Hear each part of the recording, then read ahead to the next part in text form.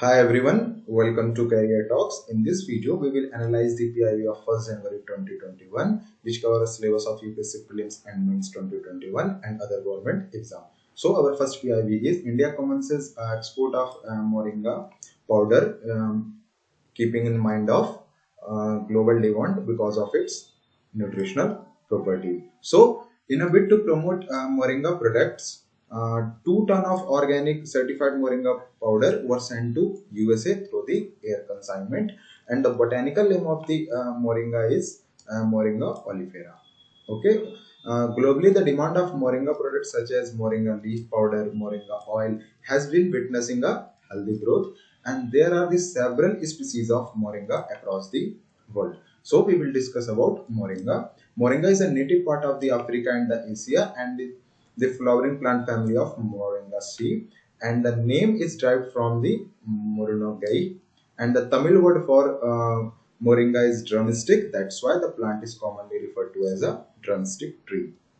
It contain a 13 it's contain a 13 species from tropical and the subtropical climates that range in size from tiny herbs to massive trees. Okay, and the moringa species grow quickly in many types of environment. The most widely cultivated species is Moringa oleifera, native to the foot of Himalayas in the northwestern India. Note that it is a multi-purpose tree cultivated throughout the tropics and marketed as a dietary supplements, health food, or a source for herbalism practices. Okay, and the fruit pods of Moringa oleifera, which is also known as a drumstick, are consumed as a food in many parts of the world, but particularly in South Asia. Note that the moringa leaves are commonly used for the tea, and the oils are made from the seeds, and the powder can be made from the leaves and root. Okay, so Moringa oleifera is fast growing and drought resistant tree. You should note that Moringa oleifera is the drought resistant tree of the family, and the Moringaceae is the native of Indian continent. Okay, the common name of the Moringa is a drumstick tree, or a horseradish tree, or a banyan tree. Okay, and it is widely cultivated for its young seed pods and leaves, which are used as a vegetable or for a traditional herbal medicine, and it is also used for the water purification. So then we will discuss about the cultivation of a moringa tree.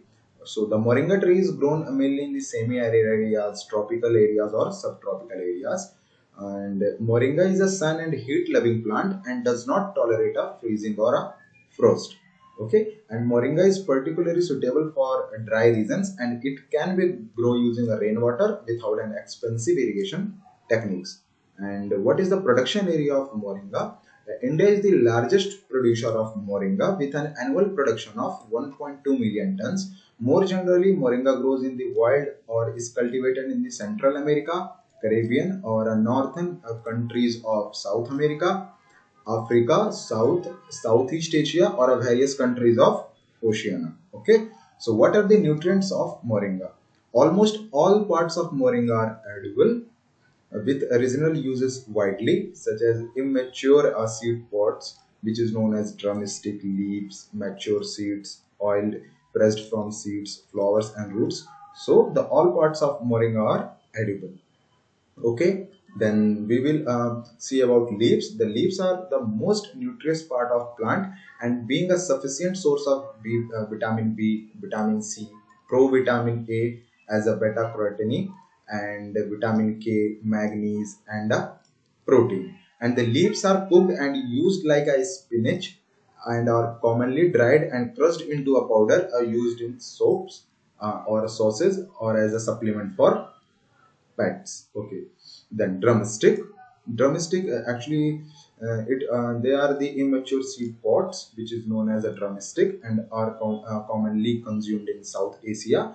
And the seed pods or fruits, even when cooked by boiling, remaining particularly high in vitamin C, and are also good source of dietary fiber, potassium, magnesium, and manganese. Okay, so seeds. Then we will see about the seeds. The seeds sometimes removed from more mature pods and eaten like peas or roasted like nuts, and contained high level of vitamin C and moderate amount of vitamin B and dietary minerals. Okay, and the moringa trees have been used to combat malnutrition, and especially among infant and nursing mothers. Since moringa thrives in arid or semi-arid environment, it may provide a versatile or a nutritious food source throughout the year. So note that the moringa leaves have been proposed as an iron-rich food sources to combat the iron deficiency. Okay, then seed oil. The mature seeds yield 38 to 40% yield oil called ban oil from its high concentration of bannic acid, and the refined oil is clear, odorless, and resist rancidity. Okay, and the seed cake remaining after oil extraction may be used as fertilizer or as to purify the water. Okay, and the moringa seed oil also have a potential to use as a biofuel. Okay, and oil from the moringa seed is used as food, perfume, hair care products, or as a machine lubricant. Moringa is a plant that is native to areas of India, Pakistan, Bangladesh, Afghanistan, and it is also grown in the tropics. And the leaves, bark, flower, fruit, seeds, and root are used to make a medicine. So we will see about the how moringa is helpful to us. It's helpful in protecting the liver, preventing the treating cancer, treating the edema, treating the stomach complaints, treating the diabetes, treating asthma, and protecting against the kidney disorder. So this is all about the moringa. Okay. Then our second PIV is Index of 8 Core Industry for November 2021. So the 8 core industry comprises 40.27% of the weight of item included in the IIP production. So IIP means Index of Industrial Production. So here is the diagram of IIP, and the IIP is they are having a manufacturing, mining, electricity. These are the comprises of IIP comprises of manufacturing, mining, and electricity. Then the subclauses of manufacturing is industry good and use based good. Then there are the many subclauses under the use based goods, which is basic goods, capital goods, intermediate goods, and the consumer goods. And in the consumer goods, there are the two goods, which one is durable and second one is non-durable goods. So what is IIP? Index of Industrial Production is an index which detail out growth of various sectors in economy such as mining, electricity, and manufacturing. And it is compiled and published monthly by the CSO, Central Statistical Organization, which comes under the Ministry of Statistics and the Program Implementation, and and 6 weeks after the reference month end. Okay, and it is a composite indicator of general level of industrial activity in the economy.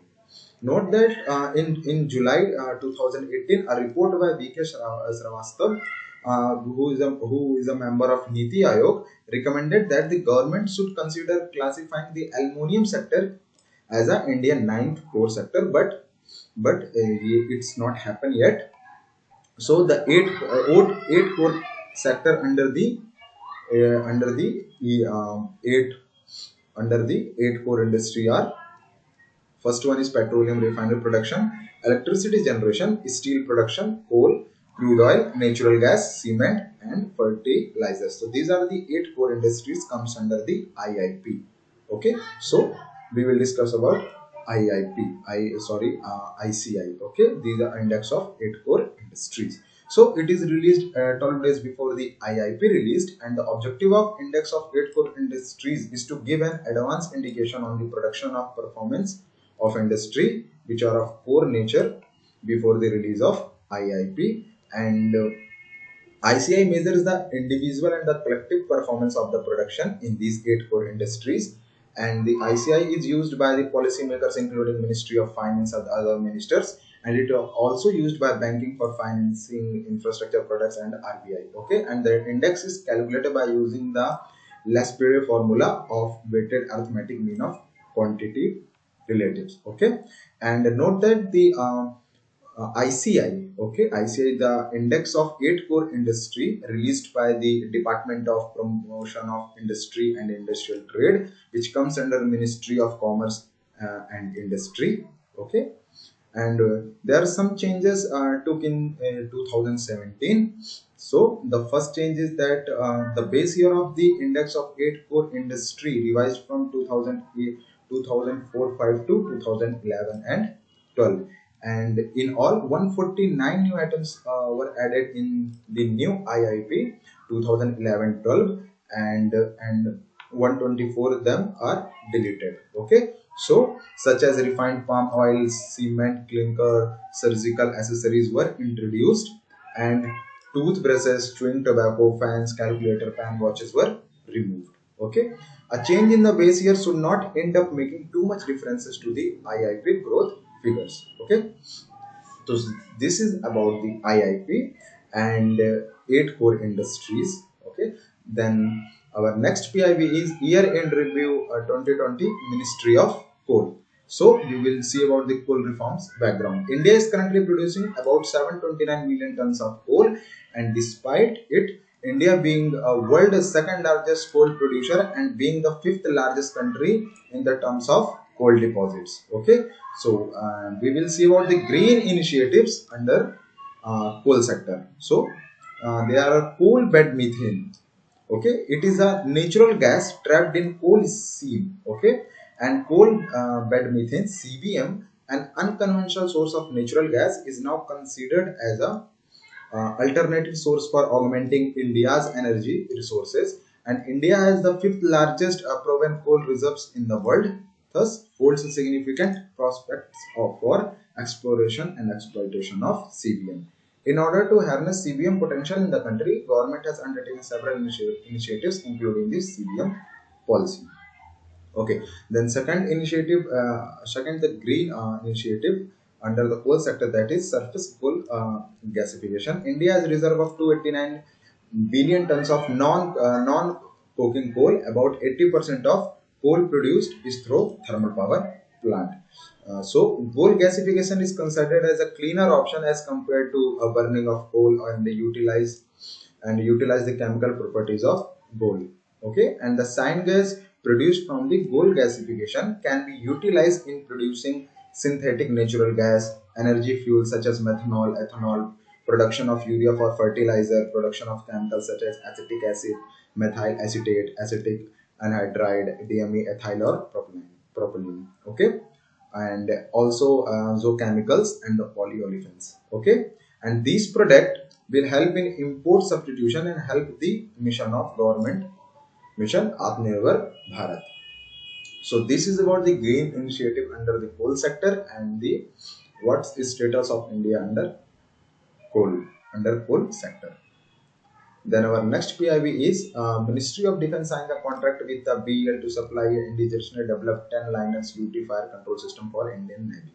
So Linux UT GFCS is a naval gunfire control system designed to acquire, track, engages, target amid sea clutter. Okay, it is capable of accurating or tracking air or surface target and generating required target data for predicting weapon aiming point and engaging target. And the target engagement is carried out with a medium or short range gun amount like Russian AK-176, A190 or AK-630, etc. Okay, and the system proposed in contract is of the fourth generation and is completely indigenized system developed in the true spirit of Atmanirbhar Bharat. So this is about the Linux UT fire control system which is developed by the BEL. Okay.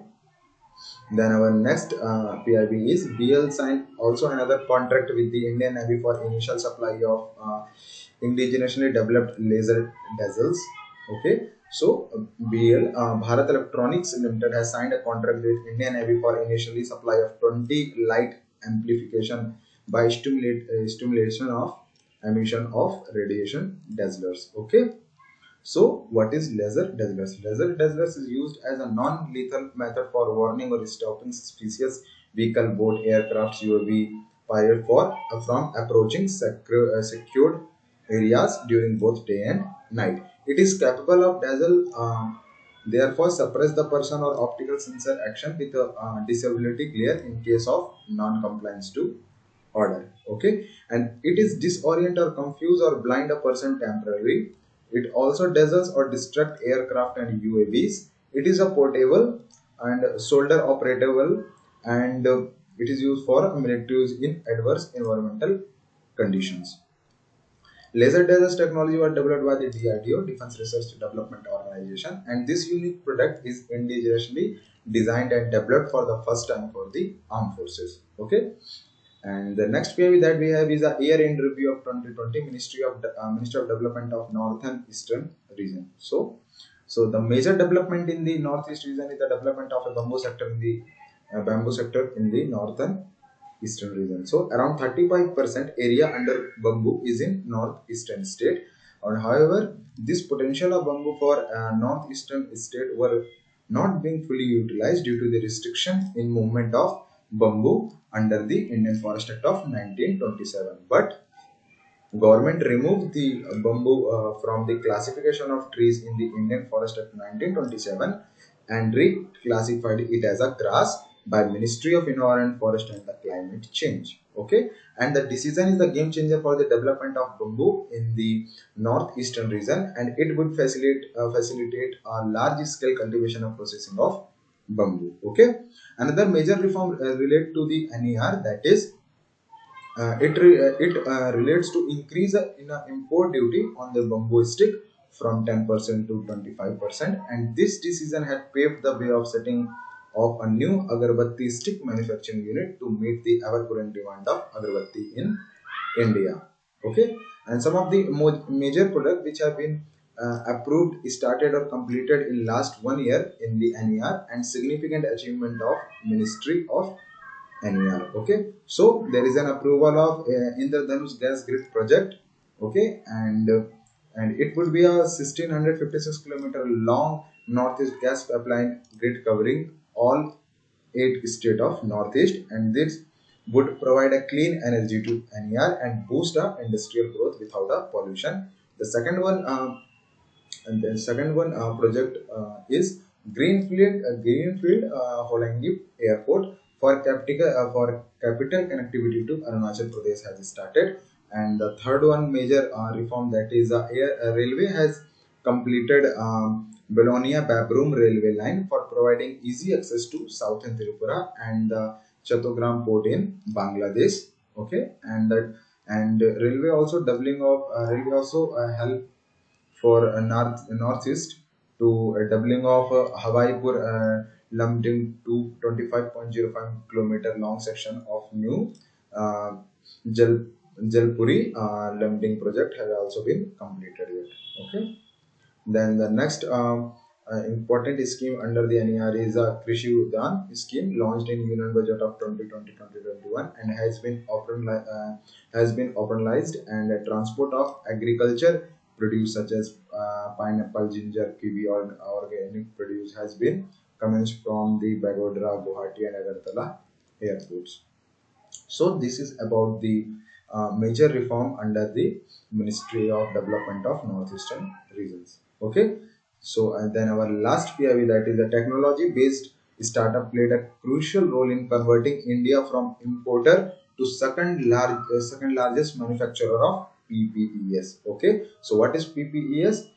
Personal Productive Equipment. Okay, so India is emerging global as the second largest PPE manufacturer in the world battle against the COVID-19. Okay, PPE like mask, face shield, especially those used by the medical professionals as a protection from infection as they tackle to the health emergency, is a crucial shield in battle against COVID-19. So India, in the starting phase, India is importing the PPEs, but as a range of technology like affordable mask, making machines, low cost mask, reusable antiviral, antibacterial mask, safety masks. Okay, and it turned to the table, and India start exporting these things to another countries. Okay, and note that the Saral Design Solution, a Mumbai-based company, had earlier developed a world-first fully automatic sanitary napkin making machine to produce these essential locally. And okay, and they also reproposed their machine to make a three-ply surgical mask. Okay, and these three-ply mask making machine called as the Swatch, which enable a production of mask locally, and hence and it helpful in the transportation necessity. Okay, and it produce a high quality South India Textile Research Association certified mask with the spun melt, okay, based filter and nose wire at very low cost, and employees and local people can get these marks in a low cost. Okay, so this is about the how the Indian government first importing these PPEs and then turn to exporting them with the affordable mask making machines, low cost mask and reusable, and this is a step towards the self-reliant India. Okay, so this is all about today's PIB, and if you have any query, comment on us, and you can get the video PDF from our description box. And if you like our channel, then subscribe our channel and to get the daily updates on PIB. Okay, thank you.